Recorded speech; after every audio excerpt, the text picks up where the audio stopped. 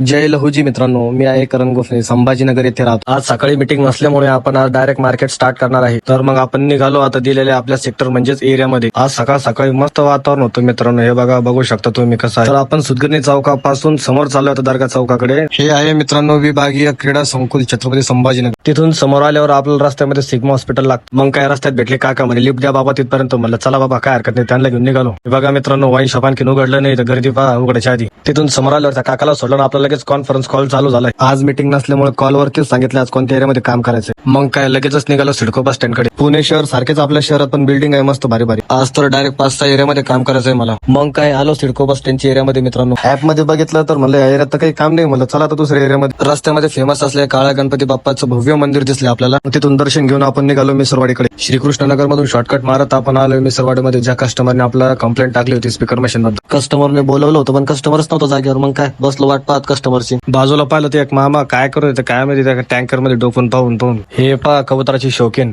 क्यों पकडे रे भैंस को? पकड़ा नहीं। अरे मेरे मेरे वो पालती हो। क्यों पाल रे? ऐसी शौक शौक।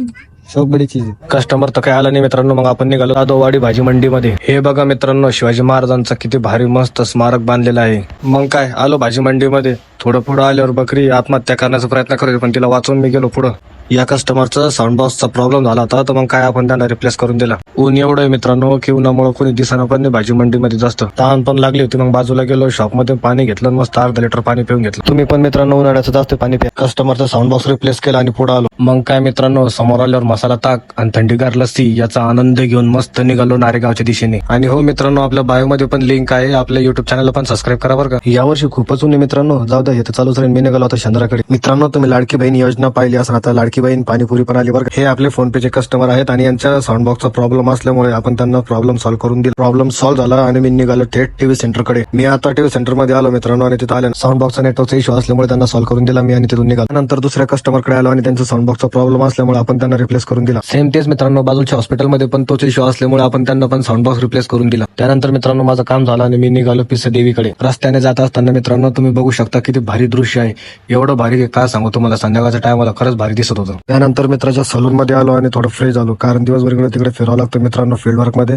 त्यासाठी मला थोडं चेहऱ्यावर पाणी मारून घेऊ. मग काय मित्रांनो, ज्या कस्टमर साठी मी आलो होतो तो कस्टमर शॉप मध्ये अवेलेबल नसल्यामुळे मग मी निघालो घराकडे. चला तर मग मित्रांनो भेटूया पुढच्या ब्लॉग मध्ये. आणि हो, जाता जाता लाईक आणि फॉलो नक्कीच करून जा बरं का आणि काळजी घ्या.